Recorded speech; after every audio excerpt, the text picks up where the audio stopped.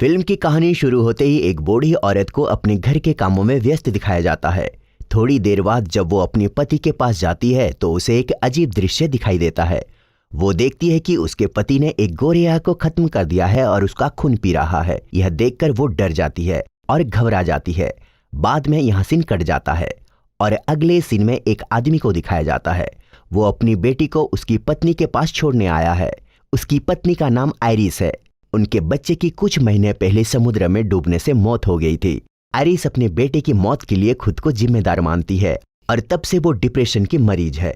यही कारण है कि वे अलग रहते हैं, पर वो अक्सर मिलते हैं। आयरिस का पति उसे बताता है कि आज ऑफिस में उसे कुछ काम है, इस वजह से ऑफिस से लौटते हुए उसे देर हो सकती है।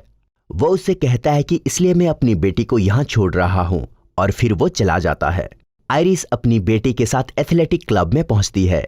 दरअसल वो यहाँ सिक्योरिटी गार्ड की नौकरी करती थी। आज उसकी नाइट शिफ्ट थी और आयरिस उसकी बेटी को बास्केटबॉल कोर्ट ले आई। वो उसे यहाँ खेलने के लिए कहती है और कोई शरारत हरकत नहीं करने के लिए भी कहती है और उसे यहाँ से बाहर जाने से मना करती है और ये कहते हुए वो उसे एक फोन भी देती है। इसे वो क्लब के सीसीटीवी कैमरे पर नजर रख सकती है। किसी भी तरह की परेशानी होने पर वो अपनी माँ को संपर्क करेगी। इसके बाद आयरिस उसे वहीं छोड़ते हुए निकल जाती है।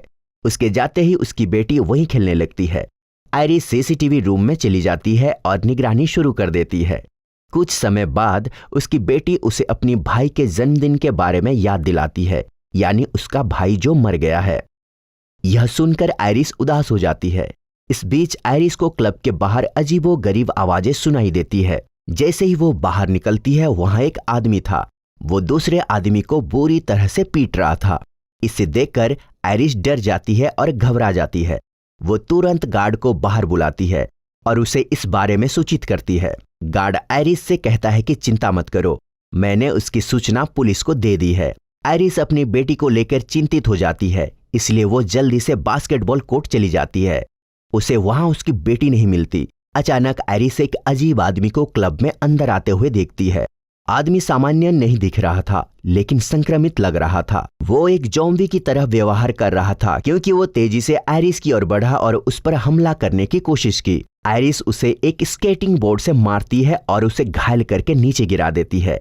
वो आदमी फिर खड़ा हो जाता है और आयरिस के पीछे दौड़ता है। वो एक कमरे में जाती है और उसे अंदर से बंद कर देती है। फिर वो दरवाजे की होल से बाहर देखती है, जहां कई लोग अजीब तरह से भाग रहे थे और वहां सुरक्षा कर्मी की भी मौत हो गई थी। आयरिस यह देखकर डर जाती है और सीसीटीवी फुटेज चेक करती है। उसकी बेटी को जल्द से उसे ढूंढना है। इस बीच वो अपनी बेटी को एक कमरे में पाती है। आयरिस उस फोन पर कॉल करती है जो कमरे में था और उसकी बेटी फोन उठाती है। आयरिस अपनी बेटी को डरने के लिए मना करती है और कमरे ठीक से बंद कर देती है। वो कहती है कि जल्द ही मैं तुम्हें वहां से निकाल लूंगी। आयरिस अपनी बेटी से बात कर रही थी, तभी उसे सीसीटीवी रूम से बाहर कदमों की आवाज सुनाई देती है। आयरिस टेबल के नीचे छिप जाती है, क्योंकि वही आदमी था जिसने आयरिस पर सबसे पहले हमला किया था। अचानक एक बिल्ली वहां आती है, लेकिन आदमी उसे पकड़कर खत्म कर देता है। वो उसका खून पीता है और मौका पाकर आयरिस वहां से भाग जाती है और दूसरे कमरे में पहुंच जाती है। वहां पहुंचकर उसने सीसीटीवी कैमरे चेक किए। जिस कमरे में उसकी बेटी थी उसके बाहर एक संक्रमित महिला मिली। वो एक ज़ॉम्बी थी जो उस दरवाजे को तोड़ने की कोशिश कर रही थी। आयरिस यह देखकर डर जाती है और कुछ घंटे पहले की फुटेज चेक करती है। उसे पता चलता है कि यह वायरस पूरी शहर में फैल गया है।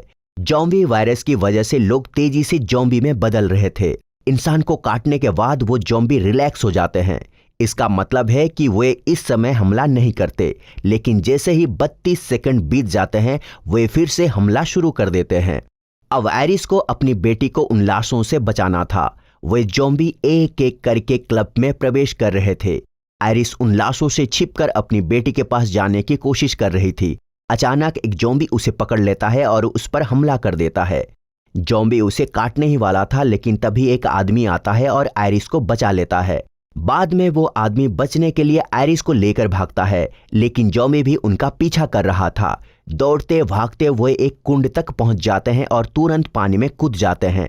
ज़ॉम्बी भी पानी में कूद जाता है, लेकिन डूबने से उसकी मौत हो जाती है। फिर वो आदमी आयरिस को बाहर निकालता है और उसे बताता है कि उसका नाम लुइस है और वो कहता है कि वो अपनी पत्नी को अस्पताल ले जा रहा था।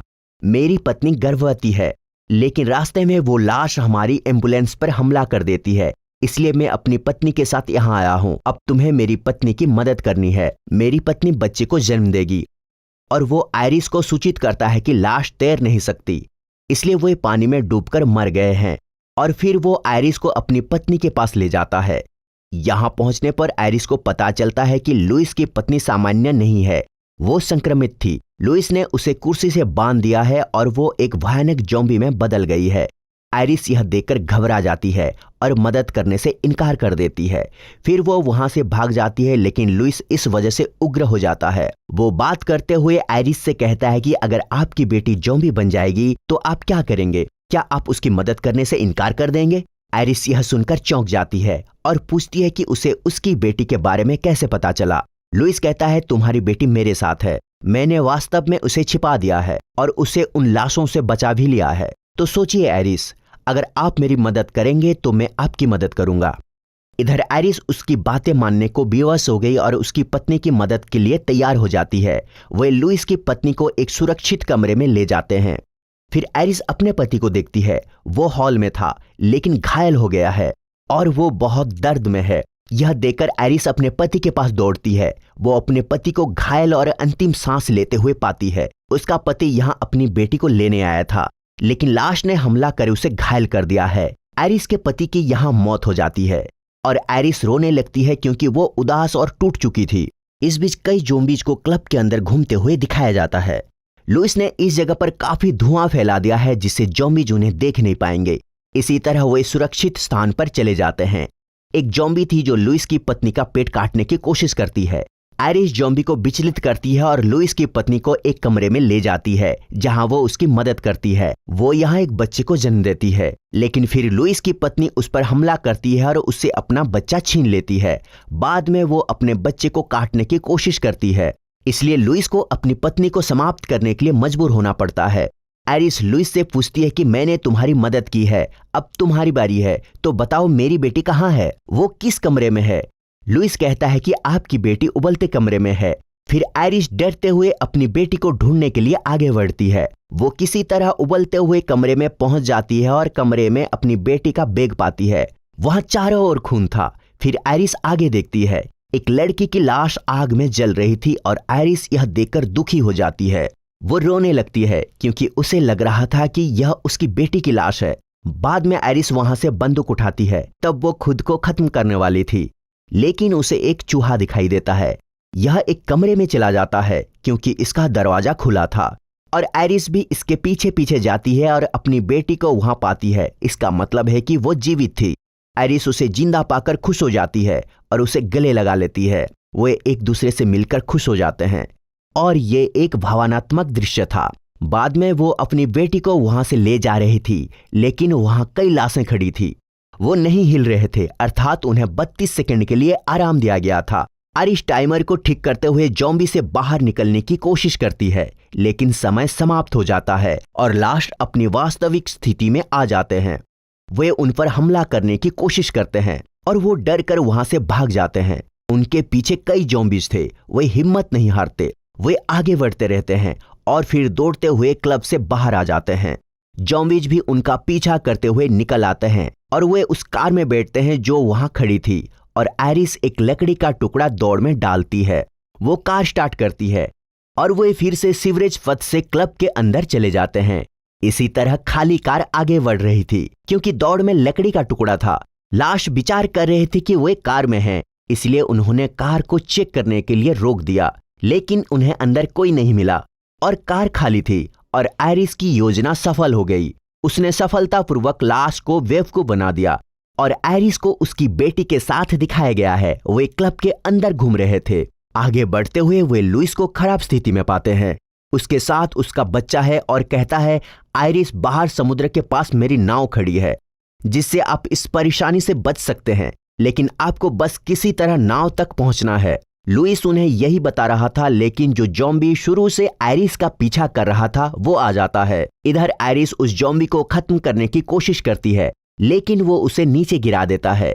जैसे ही ज़ॉम्बी आयरिस पर हमला करने वाली थी, उसकी बेटी एक बंदूक उठाती है और ज़ॉम्बी को गोली मारते हुए उसे खत्म कर देती है। फिर वे खड़े होकर फिर से लुइस की ओर चले जाते हैं। वे लुइस को मृत पाते हैं और आयरिस उसके बच्चे को उठाकर बाहर निकल जाती है। वो एक किसी तरह बाहर आते हैं और नाव की ओर बढ़ने लगते हैं, लेकिन लाश को उनके पीछे दौड़ते हुए दिखाया गया है और नाव में आग लगा दी गई है। इसका मतलब है कि उनके पास यहाँ से निकलने का कोई दूसरा रास्ता नहीं है। अब सवाल ये है कि क्या आयरिस और उसकी बेटी यहाँ से बच पाएंगी या फिर ज़ॉम्बीज के हाथों मारे जाएंगे। इसी सवाल और उलझन के साथ यह फिल्म खत्म होती है। देखने के लिए धन्यवाद।